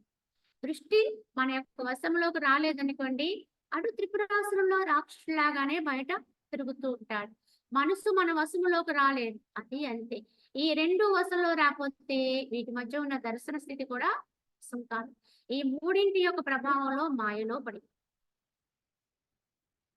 దానికి తగినటువంటి అనుసంధానంతో ఆ వివేకయుక్తమైన మనస్సు అంతర్ముఖం కలిగినటువంటి అంతర్దృష్టి కలిగినటువంటి దృష్టి సాధ్యం చేసుకోవాలి. ఏకత్వ స్థితిని అనుభవిస్తూ ఉండాలి. అక్కడే నిశ్చలమవుతూ ఉండాలి. క్రమంగా అప్పుడు మనకి ధ్యానాభ్యాసం, యోగాభ్యాసం అంటారు. ఈ యోగాభ్యాసంలో సాధకుడు చేసే ప్రయత్నం అంతా ఇదే. ఎందుకు యోగాభ్యాసం అంటే ఎందుకు నేను ధ్యాన సాధన చేయమంటారంటే ప్రయత్నపూర్వకముగా ఇది నువ్వు సిద్ధింప చేసుకోవడం కోసం చేయమంటారు. యథార్థంగా ఇది ఎప్పుడూ ఈ భావం తెచ్చుకుంటూ ఉండాలి. స్థితిని అనుభవిస్తూ ఉండాలి. కానీ ఏదో ఒక ప్రయత్నం అంటే ఏంటి? దానికోసమే పనిగట్టుకుని చేసే ప్రయత్నం అంటే అదే సాధన, అదే ధ్యానం. ఆ స్థితిని అందుకోవడానికి అన్నిటినీ పక్కన పెట్టి సుముఖత్వంతోటి నిశ్చలుడై దానికి ఉద్యుక్తుడై ఉండే పరిస్థితినే ధ్యానాభ్యాసం అంటారు. ఈ స్థాయిలో మనము దాన్ని అందుకోగలుగుతాం. లక్ష్య సిద్ధి కావాలండి. లక్ష్య సిద్ధి కావాలంటే ఛేదించుకుంటూ వెళ్ళాలి. అంటే ఆ మూడింటి మధ్యలోంచే ఛేదనం చేసుకుంటూ ఆ మధ్యస్థంగా వెళ్ళగలిగితే అప్పుడే మనకి లక్ష్య సిద్ధి అవుతుంది. ఆత్మ యొక్క స్థితత్వం మీద అనుభవంగా మనకి అనుభవం అవుతుంది అంటారు. అదే మనలో ఉండే 3 నాడులుగా కూడా చెప్తారు. ఈ ఇడా పిడా అని పింగళ అని 2 నాడుల మధ్యలో నుంచే అది ఎక్కడికి చేరుకోవాలో అక్కడికి చేరుకోవాలండి. ఈ శ్వాస గతిని కూడా ఏకాగ్రం చేయగలిగుండాలి. 2 నాడుల్లోనూ కూడా విచ్చలవిడిగా ప్రవాహం అవుతూ ఉంటుంది. సామాన్యంలో అయితే ఈ గతులన్నీ కూడా ఎక్కడ స్థిరంగా ఉండకుండా ఎగుడు దిగుడుగా నడుస్తూ ఉంటాయి. కానీ యోగ సాధన చేస్తూ ఉన్న వాడికి ఈ శ్వాసలు సమాంతరం అవుతాయి. ఈ సమాంతరమైన శ్వాసలే కలుస్తాయండి ఎప్పటికైనా. 2 సమాంతరమైనటువంటి వాటినే కలపగలం తప్ప హెచ్చు తగ్గుల్లో ఉన్న వాటిని ఎప్పటికీ కలపడం అనేది సాధ్యం కాదు. కనుక ఈ ధ్యానాది అభ్యాసాలన్నీ కూడా ఇక్కడ అసమాంతరంగా ఉన్నటువంటి మనలో ఉన్న శ్వాసగతిని ఏకగతికి తేవడం కోసమే అభ్యాసం అండి. ఈ 2 నాడుల్లో ఉండేటువంటి శ్వాసగతి ఎప్పుడూ కూడా హెచ్చు తగ్గుల్లో ఎగుడు దిగుడుగా వర్తిస్తూ ఉంటాయి సామాన్య మానవుడిలో ఎల్లప్పుడూ కూడా. అలా ఉన్నంత కాలం మనం ఎప్పటికీ కూడా వాటిని ఏకం చేయలేం. కానీ ఒకేసారి 2 శ్వాసల్ని ఒక 2 నాడుల ద్వారా పైకి కిందకి నడపగలిగే ప్రక్రియే యోగాభ్యాసం అండి. ఆ ప్రక్రియ కోసమే మనకి కొన్ని పద్ధతులు ప్రవేశపెట్టారు మహానుభావులు. ఆ పద్ధతుల్లో కనుక మనం ఈ శ్వాసను తీసుకెళ్ళగలిగితే తప్పనిసరిగా అవి సమాంతర తత్వాన్ని పొందుతాయి. ఈ సమాంతర స్థితిని పొందినటువంటి ఈ యొక్క నాడుల్లో ఉండేటువంటి శ్వాసే ఏదో ఒక సమయంలో సరైనటువంటి సమయం ఎప్పుడో ఒకసారి మనసు వాటికి సహకారమైనప్పుడు ఆ 2 ఏకమైపోతాయి. ఆ 2 నాడుల్లో ఉండేటువంటి శ్వాస ఏకగతిని నడిచి మనసు దాంతోటే కూడి ఉంటే అది లక్ష్య సిద్ధి. కావున ఛేదించుకుంటూ ముందుకెళ్ళగలుగుతుంది. ఇదే సుషుమ్న అని పెద్దలు చెప్తారు. ఈ భావనంది ధ్యాసంతా ఈ విధానం అంతా అనుభవంగా పొందిన వారి యొక్క మాట. కావున ఏ విధంగా చూసుకున్నా జ్ఞాన ప్రబోధంతోటే మనం ముందుకెళ్ళగలుగుతాం. మహనీయుల యొక్క ఏదైతే బోధించారో దాన్ని మనం పూర్తిగా అవగాహన చేసుకుంటూ కొంత మనం దాన్ని మన యొక్క సాధనలో పెట్టుకుంటూ, అభ్యాసంలో పెట్టుకుంటూ, అనుష్ఠానంలో ఉంచుకుంటేనే ముందుకెళ్ళగలుగుతామండి. అది తెలుసుకోకపోతే ఎప్పటికీ మనము దాన్ని అందుకే ఎలా అయినా సరే సూక్ష్మం ఎరిగి మోక్షాన్ని పొందాలండి. సూక్ష్మం తెలియకపోతే ముక్తికి దారి లేదండి. ఏదో గుడ్డిగా వెళుతూ ఉంటాం అనుకోండి. ఈ సూక్ష్మం ఎరగడం కోసమే పెద్దల యొక్క అనుభవం కావాలి. వారి సలహా కావాలి. అందుకే గురువు యొక్క అనుచరణ అంటే ఏంటి? గురువుని మనం తప్పకుండా ఆశ్రయించడానికి కారణం ఇదే. ఆ మహానుభావులు మరి వారి యొక్క అనుభవాన్ని ఆ శిష్యులకి ఇస్తారు. ఆ విధంగా వారి సహకారంతో ముందుకెళ్ళగలుగుతాం. అప్పుడే మనకు సూక్ష్మత్వంలో ముక్తి అనేది జరుగుతుంది. సూక్ష్మంలో ఎందుకంటే కీలెరిగి వాత పెట్టమన్నట్టుగా చాలా తేలికగా మనము దాన్ని అందుకునే ప్రయత్నం మనకి జరుగుతుందండి. అలా తెలియకుండా వెళ్ళిపోయామనుకోండి. ఏదో చెయ్యమన్నారు చేస్తున్నా అవుతుంది అన్నట్టుగా అవుతుందో లేదు తర్వాత అన్నట్టుగా అయిపోయింది అనుకోండి సాధన. దానికి చాలా సమయం పడుతుంది. అసలు అవుతుందో లేదో కూడా తెలియదు. కనుక ఆ యుక్తి అనేది ఉండాలండి సాధకుడు. ఉపాయం అన్ని విషయాల్లో ఎలా అయితే నువ్వు ఉపాయంతో ముందుకెళ్తున్నావో ఈ సాధనలో కూడా ఉపాయం ఉండాలండి మనసును జయించడానికి.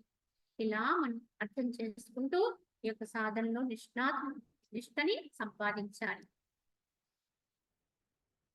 కావునవ సాధు ఈ విధముగా ద్రష్ట దృశ్యము దర్శనము అనే ఈ మూడింటి మధ్య ఉత్పాదన కంటే వేరైనటువంటి నీ ఆత్మ కలదో దానిని నీవు ఏకాగ్ర మనసుతోనే తెలుసుకోగలుగుతావు. ఈ మూడింటి మధ్యలో దాన్ని నువ్వు ఏకాగ్రపరచగలిగితే, ఆ మూడికి నిశ్చలం చేయగలిగితే, కదలకుండా ఆపగలిగితే, అప్పుడు ఏకాగ్రం అనేటువంటి బాణాన్ని సంధించగలిగితే అప్పుడు నువ్వు లక్ష్యాన్ని ఛేదించగలుగుతావు అని దీని అర్థం.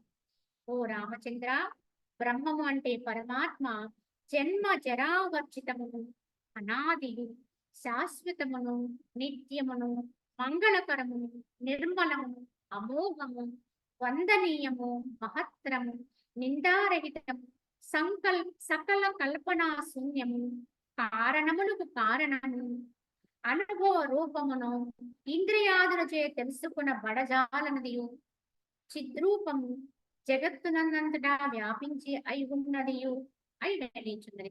ఎందుకంటే ఆ బ్రహ్మము తిరిగి ఆత్మదేవుడు ఎలా ఉంటాడో చెప్పమని అడిగాడు రాముడు. ఈ ప్రశ్న వేశాడు దీంట్లో. కనుక దానికి సమాధానం చెప్తూ వశిష్ఠుల వారు బ్రహ్మం ఎలా ఉంటుందో చెప్తున్నారు. దాని రూపాన్ని లేకపోతే దాని ఆకృతి, దాని విధానాన్ని వర్ణిస్తున్నారు. మరి ఎలా చెప్పారో చూద్దామండి. ఎందుకంటే ఈ రూపం అనేది ఎలా ఉంటుంది బ్రహ్మమునకు మనం అనుకున్నట్టుగా ఆయనకి ఏమైనా 4 చేతులతో వర్ణించారా, లేదా ఏమైనా కిరీటం పెట్టారా అంటే ఇక్కడ ఏమీ లేదండి. ఏం చెప్పారు? బ్రహ్మం ఎలా ఉంటుందంటే జన్మ జరా వర్జితం. దానికి జన్మ లేదు, దానికి జరాది దుఃఖములు లేవు. అంటే ఈ యొక్క దేహము యొక్క అవస్థను అనుగుణంగా వచ్చే అవస్థలేవి దానికి లేవు. బాల్యము, యవ్వనము, వృద్ధాప్యము ఇటువంటి స్థితులేవి దానికి లేవు. మార్పు లేదు, జన్మ లేదు, అనాది అంటే ఎప్పుడూ ఉంటుంది. అది ఇప్పుడు ఉంది తర్వాత ఉండదు, లేకపోతే ఎప్పుడో లేదు ఇప్పుడు వచ్చింది అనేది కాదు. శాశ్వతము, ఎప్పుడు ఉండేది, నిత్యము. ఒక పదమే, ఒక అర్థాన్ని ఇచ్చేది మరల మరల వాడుతున్నారు. మంగళకరము, ఇది శుభమైనది. నిర్మలము, అమోఘము అంటే చాలా గొప్పది. వందనీయము అంటే ఏదైనా మనకి నమస్కరింపదగినదంటూ ఉంటే అది బ్రహ్మమే, వందనీయము. పూజింపదగినదంటూ ఉంటే బ్రహ్మమే, గౌరవింపదగినదంటూ ఉంటే బ్రహ్మమే. అది మహత్తరములకే మహత్తరము. నిందారహితము, అందు ఎక్కడా కూడా విమర్శ చేయటానికి లేదు, నిందించటానికి లేదు, అక్కడ ఏది కూడా తప్పు పట్టుకోవడానికి లేదు. అది ఎక్కడ ఏ విధంగానూ కూడా దాంట్లో మలినము లేదు. నిందారహితము, సకల కల్పనా శూన్యం. అలా అనేది ఏమన్నా కల్పింపబడుతుందా అంటే అందులో అసలు కల్పనే లేదంటే పరమ సత్యం. కనుక సకల కల్పనా శూన్యం, కారణములకు కూడా కారణం అది. అనుభవ రూపము అంటే అది అనుభవంతో మాత్రమే తెలుసుకోదగినటువంటిది. కనుక ఎప్పుడో వచ్చేది కాదు, ఇప్పుడే వచ్చేది. దాన్ని సాధించుకోగలిగితే ఇప్పుడే నీకు అది అందేది. ఇంద్రియాదులచే తెలుసుకోబడజాలన్నది. ఈ యొక్క నీకున్నటువంటి భౌతికమైన ఇంద్రియాల చేత ఎట్టి పరిస్థితుల్లోనూ అది తెలియబడదు. కంటితో చూడబడదు, చెవితో వినబడదు, నోటితో చెప్పబడదు, దేహముతో స్పృశింపబడదు. ఏ విధంగానూ కూడా అది ఇంద్రియాల చేత మాత్రము దాన్ని తెలుసుకోలేవు. చిత్రూపము, జగత్తునందు అంతటా వ్యాపించి ఉన్నది, అయి వెలిచున్నది. కనుక బ్రహ్మం అంటే ఇలా ఉంటుందని ఆయన అన్నారు. కనుక బ్రహ్మం ఎలా ఉంటుంది అంటే ఇలా ఉంటుందని చెప్పారు.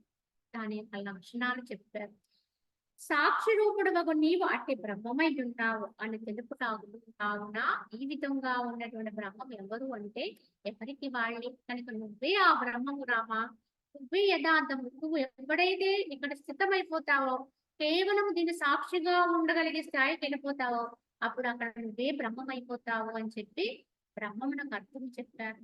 అదే విధముగా బ్రహ్మ స్వరూపం అంటే ఎలా చెప్తూ ఆకాశం వలె సర్వవ్యాపకమైనటువంటి ఈ బ్రహ్మము యొక్క ప్రకాశము స్వానుభవ రూపమే అయి ఉన్నది. స్వయంగా తమ అనుభవంతో మాత్రమే తెలుసుకునేదై ఉన్నది. బుద్ధ్యాదులు మరి యొక్క దానిచే అనుభవింపబడుచున్నవి. అంటే ఏంటి? బుద్ధ్యాదులు మరి ఒక దాని చెంత ఆత్మచే అనుభవింపబడుచున్నవి కానీ, ఆ బుద్ధ్యాదుల్లోనున్న ఈ బ్రహ్మము తన్ను తాను అనుభవించుకున్న చెందినది. మరి ఒక దానిని అనుభవించబడుట లేదు అన్నారు. ఎందుకంటే, ఈ బ్రహ్మము ఎలా స్వయం అనుభవం అవుతుంది? అంటే, తమ బుద్ధి ద్వారానే ఇది ప్రకటితమవుతున్నది. ఎప్పుడైతే బుద్ధి నిశితమైపోయి పవిత్రమైపోతుందో, ఆ బుద్ధి విశుద్ధమైపోతుందో, ఆ బుద్ధియే ఆ యొక్క బ్రహ్మము యొక్క స్థితిని అందుకుంటుంది. అంటే ఆ బ్రహ్మముగా రూపుదాల్చుతుంది. అంటే బ్రహ్మమే అది.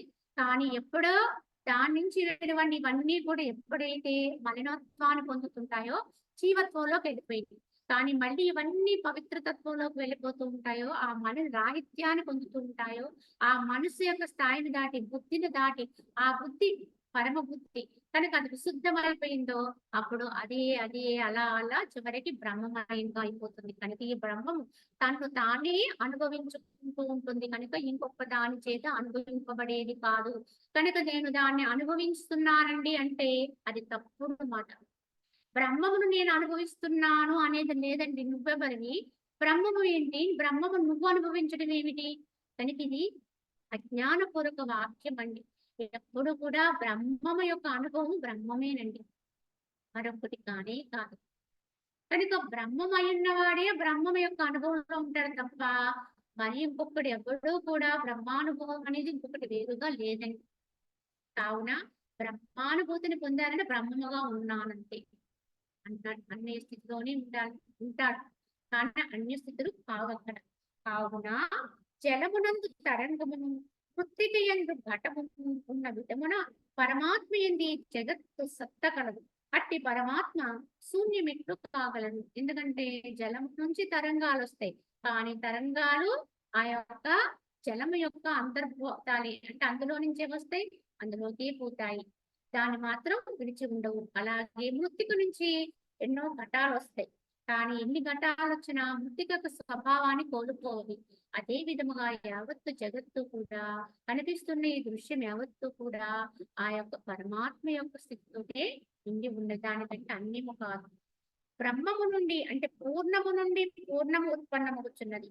అయినను అది పూర్ణముగానే ఉండుచున్నది కాబట్టి ఈ జగత్తు ఉత్పన్నమే కానిదగుచును. ఏది ఉత్పన్నమైనచో అది ఆ బ్రహ్మమే అయి ఉన్నది అన్నారు. ఎందువల్లంటే బ్రహ్మము నుంచి బ్రహ్మమే ఉత్పన్నమగుచున్నది అన్నారు. అంటే పూర్ణము నుంచి పూర్ణమే పుడుతుంది. పూర్ణం ఏమిటి? వెలితి లేనిది, ఎప్పుడు ఉండేది, నిత్యమైనది. అదే పూర్ణమైనది. దాన్నే బ్రహ్మం అంటున్నాం. కానీ ఆ పూర్ణము నుంచి ఉత్పన్నమయ్యేది అపూర్ణం మాత్రం కాదండి. ఎప్పుడు పూర్ణము నుంచి పూర్ణమే ఉత్పన్నమవుతుంది అన్నారు. అంటే ఆ నిండుగా ఉండేది ఏదైతే ఉందో ఆ బ్రహ్మము నుంచి ఈ జగత్ అనే జ్ఞానం కూడా ఇది కూడా పూర్ణమే. దాని నుంచే ఉత్పన్నమైంది. దాని నుంచే వచ్చింది.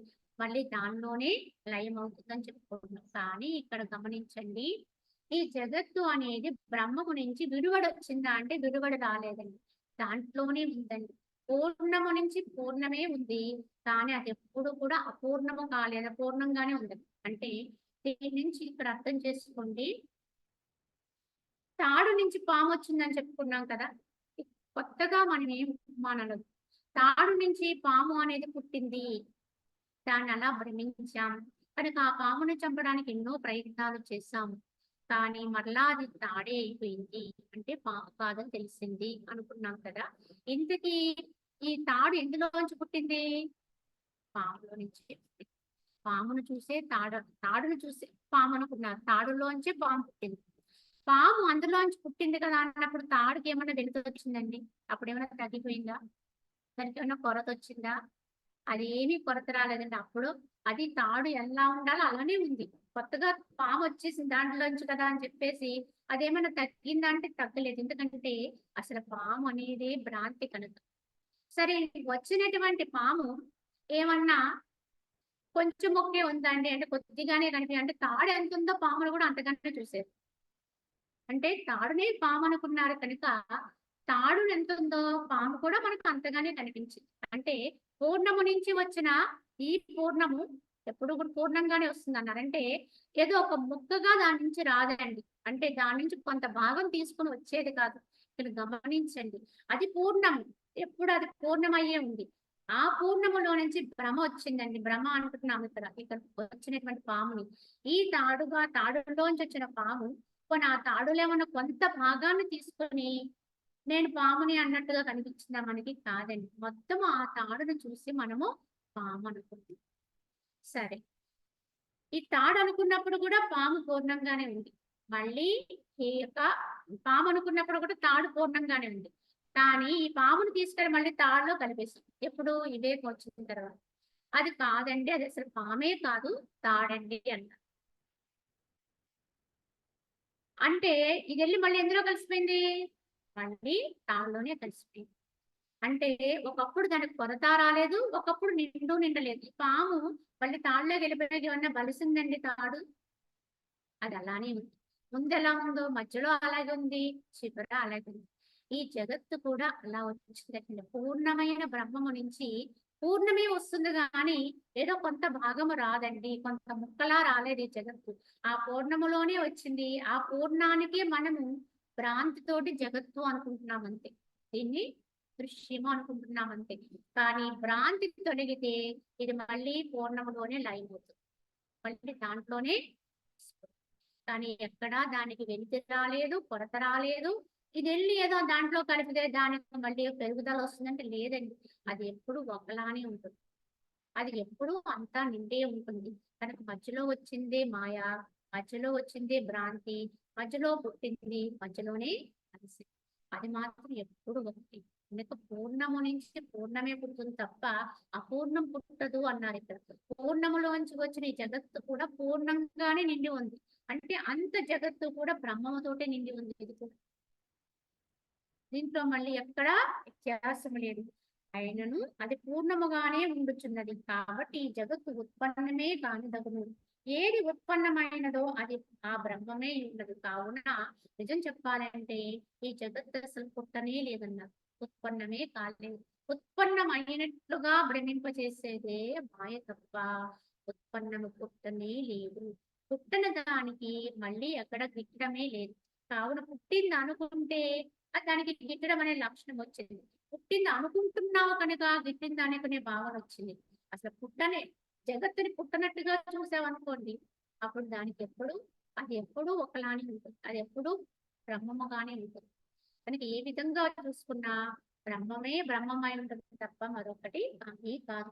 కావున బ్రహ్మము దేశకాల వస్తువులచే అపరిచ్ఛిన్నమొకటిచే అది విస్తృతమై ఉంటుంది. బ్రహ్మం ఎక్కడైనా ముక్కలుగా విభజింపబడుతుందా? దేశాల వల్ల కానీ, కాలాల వల్ల కానీ, వస్తువుల వల్ల కానీ ఇది ఏమన్నా విభజింపబడుతుందా అంటే అలా విభజింపబడేది కాదు. దేశకాల వస్తువుల చేత విభజింపబడేది కాదు. అన్ని దేశాల్లో ఉండేది అదే, అన్ని కాలాల్లో ఉండేది అదే. ఆ యుగము ఈ యుగము అనే తేడా లేదండి. ఎప్పుడో రామాయణ కాలం కదండి, ఇప్పుడు కలియుగం కదా అనుకున్నాం. రామాయణ కాలం కాదు కదా, అంతకు ముందు ఎందుకంటే ఎన్నో కల్పాంతర కాలాలే గడిచిపోయాయి. ప్రతి కల్పాంతర కాలంలో కొన్ని కథలు జరుగుతూ ఉంటాయి. కానీ ఇన్ని కాలాల్లో కూడా ఉన్నటువంటి బ్రహ్మం మాత్రం ఒక్కటే. కనుక దానికి అక్కడ విచ్ఛిన్నము లేదు. వస్తువుల వల్ల విచ్ఛిన్నము లేదు. కనుక అది విస్తృతమైనది. మరియు అయ్యది అత్యంతరహితం. ఆది లేదు, అంతము లేదు. పుట్టుక మొదలు లేదు, చివరు లేదు. ఎక్కడ మొదలైందో తెలియదు, ఎక్కడ చివరుందో కూడా తెలియదు. ఉన్నది వ్యాపకమై ఉంటుంది. అలాగే ప్రకాశ రూపమై ఉంటుంది. స్వయం ప్రకాశం అది ఎప్పుడూ వెలుగుతుంది. పరమ ప్రకాశము కానిదే. అంటే పరప్రకాశం అంటే ఇంకొక దాని చేతిని ప్రకాశింపబడేది కాదు. తనంతట తాను ప్రకాశిస్తూ ఉంటుంది. ఈ విధముగా ఉండేదే బ్రహ్మం. ఈ ప్రకారముగా అనేక గొప్ప వ్యవహారములచే పరిపూర్ణమై ఉండను. నాశరహితముగా బ్రహ్మపదం మా దృష్టి యందు ఆకాశము కంటే అధికముగా ప్రశాంతముగాను శూన్యముగాను ఉన్నది అన్నారు ఇక్కడ. కావున ఇంతగా చెబుతున్నటువంటి బ్రహ్మము ఇన్ని క్రియలకు ఆధారమైనటువంటి బ్రహ్మము అనేక గొప్ప వ్యవహారములచే పరిపూర్ణమైనటువంటి బ్రహ్మము మరి ఎలా ఉన్నది అంటే ఆకాశము కంటే అధికముగా ప్రశాంతముగా దృశ్య శూన్యముగా అంటే ఏ రకమైనటువంటి దృశ్యం అందులో లేదు. కేవలం ఉందంతే. కేవలం ఒక తెల్ల కాగితం ఉందండి. దాని మీద ఏ గీత లేదనుకో ఎలా ఉంటుందో అలా ఉందండి. కానీ చూడండి చెప్తారు చాలా సార్లు ఈ తెల్ల కాగితం మీద ఒక గీత పెట్టి నీకు ఏమి కనిపిస్తుంది అని అడిగితే, ఒక క్లాస్‌లో కొంతమంది విద్యార్థుల్ని అడిగితే, చాలా మంది ఏం చెప్తారు? ఒక పొడవు గీత కనిపించింది, లేకపోతే ఒక చిన్న గీత కనిపించింది, లేకపోతే అది కనిపించింది, ఇది కనిపించింది అని చెప్తాం. కానీ ఒకే ఒకడు చెప్పాడటండి, తెల్ల కాగితం కనిపించిందని. ఎందుకంటే ఆ తెల్ల కాగితాన్ని చూసేవాడు దాన్ని చూస్తాడు. గీతలు చూసేవాడు గీతలను చూస్తాడు. ఇంత తెల్లగా ఇదంతా శూన్యంగా ఇంత కనిపిస్తుంది దాన్ని వదిలేసి గీతనే పట్టుకుంటే గీత చూసేవాడు గీతే. అలాగే ఈ యొక్క దృశ్యం యావత్తు కూడా భగవంతుల్లో మనం వేరుగా చూస్తే, దృశ్యాన్ని మాత్రమే చూస్తే వేరుగా కనిపిస్తుంది. కానీ అనంతమైనటువంటి ఆ బ్రహ్మమనే దర్శించుకోగలిగితే గీత మాయమైపోతుంది. దానికి విలువ లేదు. ఉన్నా దానికి విలువ లేదు. ఉన్నది ఒకటే, ఆ తెల్ల కాగితం ఒకటే. గీత కూడా దాని పై మీదలో వచ్చిందే తప్ప అక్కడ కూడా బ్రహ్మమే ఉంది. అక్కడ కూడా తెల్ల కాగితమే ఉంది. ఆ యొక్క కాగితం ఆధారంగా గీత వచ్చింది తప్ప గీత ఆధారంగా ఆ యొక్క కాగితం రాలేదన్నట్టుగాని ఈ యొక్క బ్రహ్మం అనే దాని మీద వచ్చినటువంటి చిరు గీతలే ఈ యొక్క సృష్టులండి. ఇవన్నీ అలా వస్తాయి, మళ్ళీ కరిగిపోతాయి, దానికంటే వెళ్ళిపోతాయి. అది ఈ విధంగా మనం సృష్టి క్రమాన్ని అర్థం చేసుకోగలిగితే బ్రహ్మము యొక్క సత్యత్వం మనకు అర్థమవుతుందని విధానములో ఆ బ్రహ్మము ఎంత సత్యము నిత్యము ఈ విధంగా మనము విచారణ బలంతో పెంపొందించుకుంటూ రోజు రోజుకి మన భావాన్ని దృఢపరుచుకుంటూ ఉండాలి. బ్రహ్మము యందు సత్యత్వ భావన, దృశ్యమునందు అనిత్యత్వ భావన. ఎందుకంటే ఇది లేదు కనుక ఇది భ్రాంతి అనేదాన్ని ఏ సాధకుడైతే క్రమేపీ వీటిని ఈ విధంగా పెంపొందించుకుంటాడో అప్పుడు ఏదో ఒక రోజున పూర్ణముగా దృశ్య రహితము ఆత్మ యొక్క సత్యము సత్యత్వ స్థితి ఒకేసారి అనుభవానికి వస్తాయండి. అది ఏ క్షణం వస్తుందో తెలియదు. ఆ క్షణమే సాధకుడికి చెప్పాలంటే అది ఒక శుభముహూర్తం అండి. అంటే ఏంటి? ఆ క్షణంలోనే అతని యొక్క అజ్ఞానం అంతా పటాపంచలైపోతుంది. అతనికి ఆత్మ సాక్షాత్కారము. ఒకటి ఇది తొలగిపోవడం, ఇంకొకటి అది ప్రస్ఫుటం అవడం.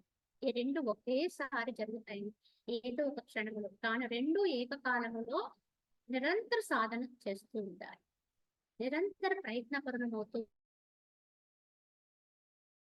ఈ విధముగా మనకి ఇప్పటి వరకు కూడా వశిష్ఠుల వారు శ్రీరాముడు అడిగినటువంటి ప్రశ్నల్ని ఉద్దేశించి అనేక రకాలుగా ఈ దృశ్యత్వ నిత్యాత్వ స్థితి గురించి, బ్రహ్మము యొక్క నిత్యత్వ స్థితి గురించి మనకి చెప్పడం జరిగింది.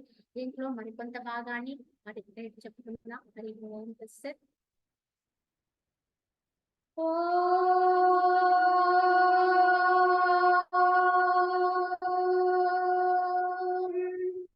असतो मा सर्गमय तमसो मा ज्योतिर्गमय मृत्योर्मा अमृतंगमय।